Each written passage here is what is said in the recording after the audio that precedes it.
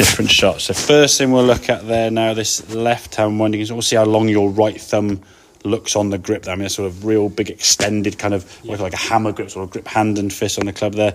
Whereas when I unblur this one now, and you go back to your normal thing there, you just adjusted your grip there. You sort of just start to slide up a little bit, getting a little bit more in the fingers. The left hand is much more round, as we can see, and then the right thumb is a bit more on top of the grip. So you can see your thumb on the left hand one here, kind of at the end of the grip. That one there's a little bit. It could go a little bit higher, but it's certainly a much better position to allow you to A, hold it looser without squeezing on for dear life. Is to get that club. The hand physically up? No. Just change the angle. Just change the angle. So if I'm holding the club kind of palmed parallel this way, my thumb gets quite long on the grip. If I sort of put my hand in the same spot but just change the angle, the thumb. So there's your sort of parallel thumb hammer grip.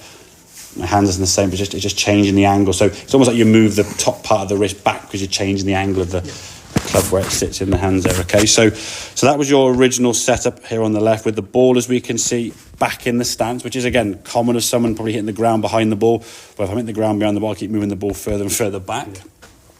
Unfortunately, it doesn't fix the problem, but people do it, okay? Then as we look at this swing here now, as we said to you, there was definitely this sort of feel in terms of just watching you at golf balls that you've been told, keep your head down. I mean, your head even goes down further in the backswing. Well, if you go down here now, and we're trying to hit this part of the golf ball, or this part of the ground, so I say after the golf ball, there's nowhere from that position you could now start going this way, because if you go down this way, you're already too low from where you started. You'd be hitting the ground miles behind the ball. So all you can really do now is move up out the shot. And this is when people say, oh, look, your head's lift, you're lifting your head. Well, okay, yeah, your head's changing position, but you're not looking for the target. You're not peeping too early. Your body's moving in such a way that's going to cause your body to rise up, and there your head being attached to your body kind of goes with it. It's not keep your head down, it's make sure your body moves correctly, which will actually allow your head to sort of be here. Now I can move, I can rotate the lower half as we showed you there before. So when you finish your previous swing, very much on the back foot, good rotation there, but none of the weight's come off his back foot there, the front leg sort of leaning backwards, as we can see. So this setup now, as we say, just sort of tidy things up in the grip, get your arm on the club in a nice straight line, so I look for like a lowercase y. And then this is the practice swing there. Okay, so this is your practice swing now where you focus on the shot. I say better grip, loose grip. Again, head stays nice and tall, moving down towards the golf ball, twisting through to a finished position. Okay, now there's no ball there. You can focus on the movement because the ball's not an issue, okay? You can just worry about hitting the ground there, letting the arms fall from here, okay? Fall down to impact, brush the ground, twist through. If the first practice swing is good, go with it, yeah? Step in the golf ball, get yourself set up, say the handle's forward, as you can see, nearer your left leg. The grip's better in your left hand especially, okay? Same good backswing now as you're keeping your head up nice and tall there. Now from here we can start moving the golf ball. Good strike of the ball. Now we can twist through and we can finish there. Does it stay there? It sort of slightly comes back. But for the most part, you got yourself in a position very, very different on the left to that one on the right, yeah? Now physically, as you said, you can make that move. A, it's not hurting, as you said it did before and stuff, and B, it's a lot more easier to make that end result look like that. Whereas before, with the setup you had, the grip you had, both in terms of position and tension, you couldn't move that way. Added to the fact you were trying to keep your head down, which we said is wrong, yeah? You're trying to get under the ball and you can't, there's no way you can move that way to the left-hand side. This is the problem, okay? You've been down the range before and people are giving you loads of advice and you've seen people say, keep your head down, keep your left arm straight, slow it down, bend your knees, get into the golf ball, do this, and you're just like, whoa, get out of my head. It's too many things, yeah? Say a lot of things and too many things, and some of them are wrong, as we said.